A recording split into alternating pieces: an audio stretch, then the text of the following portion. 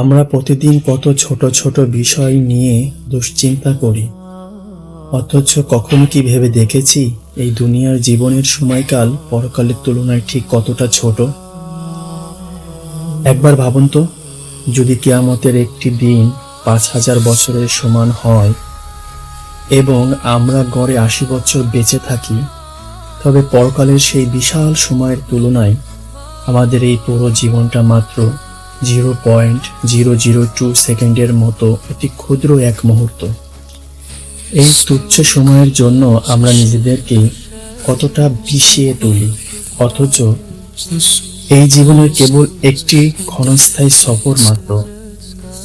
মনোবিজ্ঞানীদের ভাষায় যদি বলতে হয়, মৃত্যু এতটাই ধ্রুব সত্য যে ১০০ জনের মধ্যে ১০০ জন মানুষই একদিন এই পৃথিবী ছেড়ে চলে যেতে হবে।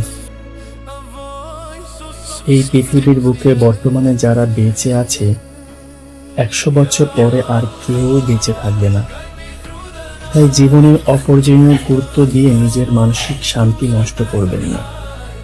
আমাদের দিন আমাদের শেখায়, এই দুনিয়াতে কেবল একটি ক্ষণস্থায়ী খেল তামাশা মাত্র। আমাদের আসল এবং চিরস্থায়ী গন্তব্য হলো পরকাল, মহান আল্লাহ তাআলার কাছে। তাই আসুন, জীবনের ছোটখাটো ক্ষতি বা ব্যর্থতাকে এত গুরুত্ব দিয়ে ভেঙে না পড়ি। প্রতিটি পদক্ষেপে আল্লাহর উপর পূর্ণ আস্থা ও ভরসা রাখি।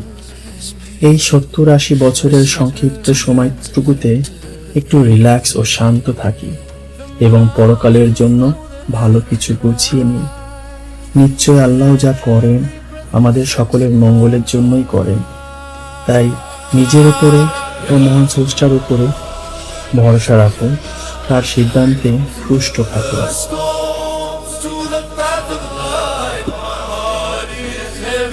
My head